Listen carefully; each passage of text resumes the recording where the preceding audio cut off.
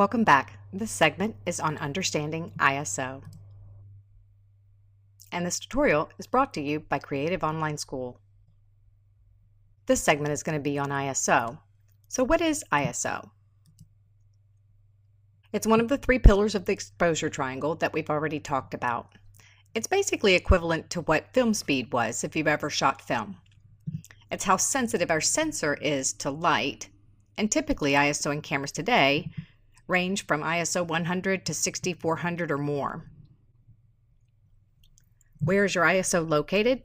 Well, if you have a view on the back of your camera, you might see it like the visual on the left. And if you have a view from the top of your camera, it might look like the visual on the right. You can locate it in your menu on some cameras. Other cameras, you might have an ISO button on top of your camera or on the back of your camera. Here's a basic guide for how to set your ISO. It says set your ISO to 100 for daylight, 200 for shade, 400 indoors, all the way up to 1600 or more for sports at night. Although it's a great guide, rather than memorizing that, you'll want to get an understanding that as you're getting into a darker situation, you're going to be raising your ISO number. Here's a visual of my dog in a room with a porch facing a window. Set at ISO 100, you just see the bridge of his nose and specular highlight in his eye. As I raise that ISO to 200, you see you get a bit more light. 400, a bit more. 800. And finally 1600, you see that he comes into even more light. So with this visual we can see just by raising our ISO number in our camera, we're getting more light as we do so.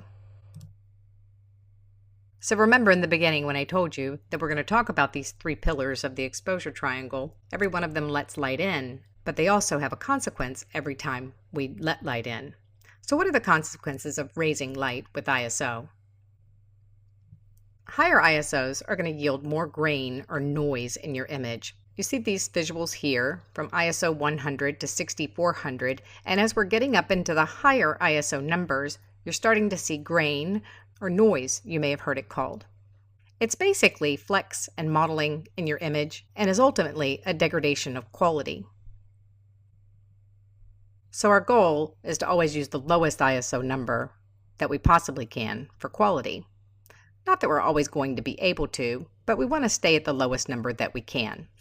If you ever shot film, you may remember that ISO 400 speed film was quite popular because it gave us light without giving us the consequence of too much grain.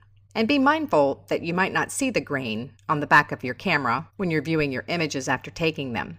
You're really not going to notice it until you upload it into your computer and can see it larger, or when you go to print it. So what are some situations where you're going to have to use higher ISOs? That's going to be in churches, or in this situation at a wedding reception at the end of the evening with very low light. Indoors, where it can be dramatically darker inside than it is outside.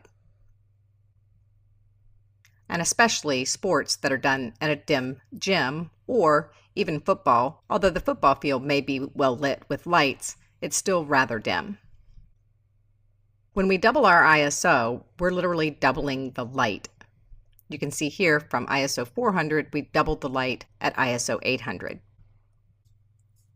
Newer cameras or professional full-frame cameras that have a larger range of apertures will handle higher ISOs better. Typically, your most important investment is with your lenses. But in the case of ISO, if you have an older camera that has a range of ISO 100 to ISO 1600, ISO 1600 is going to have a lot more grain than a newer camera that has an ISO range of 100 to 6400. As technology advances, so does the noise reduction software used. So it is definitely something to consider. To review ISO, higher ISOs get more light into our camera, and the consequence is going to be grain or noise, basically a degradation of quality.